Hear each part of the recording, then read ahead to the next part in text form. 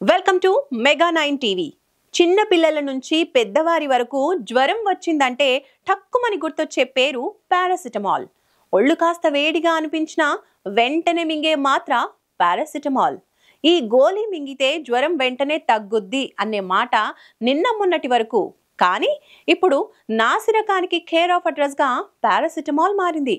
నాడు పేదోడికి సుస్థి అయితే సంజీవనిలా పనిచేసిన పారాసిటమాల్ నేడు నాసిరకంగా మారడం ఏంటి అని పరేషాన్ అవుతున్నారు కదూ. అసలు ఏం జరిగింది, దాని కహాని ఏంటో ఇప్పుడు తెలుసుకుందాం పదండి.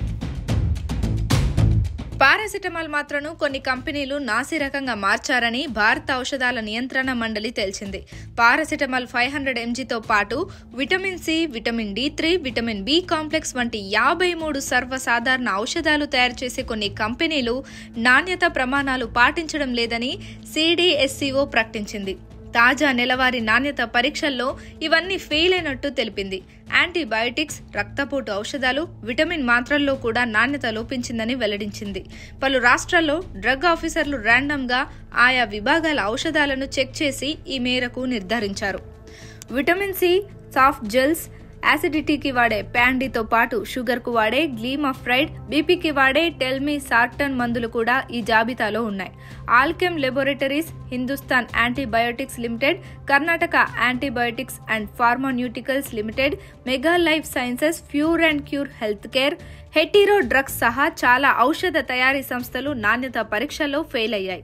జీర్ణకోశ, ఉదర సంబంధ ఇన్ఫెక్షన్లకు అత్యంత ఎక్కువగా వాడే హిందుస్థాన్ యాంటీబయోటిక్స్ లిమిటెడ్ కంపెనీ తయారు చేసే మెట్రోనిడజోల్ కూడా నాణ్యత పరీక్షలో ఫెయిల్ అయ్యింది.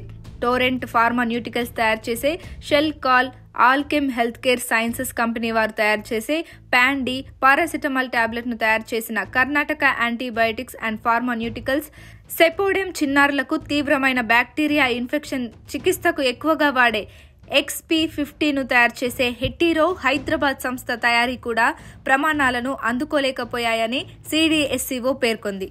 భారత మార్కెట్లో అందుబాటులో ఉన్న 156 ఫిక్స్ డోస్ డ్రగ్ కాంబినేషన్ ఔషధాలు హానికరమంటూ సిడిఎస్సిఓ వాటిని గత ఆగస్టులో నిషేధించిన విషయం తెలిసిందే. ఇలా 53 ఔషధాల్లో నాణ్యతా ప్రమాణాలు లోపించినట్లు సిడిఎస్సిఓ గుర్తించింది. అందుకే తస్మాత్ జాగ్రత్త, మీరు వాడే మందులు ఈ కంపెనీల జాబితాలో ఉన్నాయో లేదో చెక్ చేసుకొని జాగ్రత్త పడండి.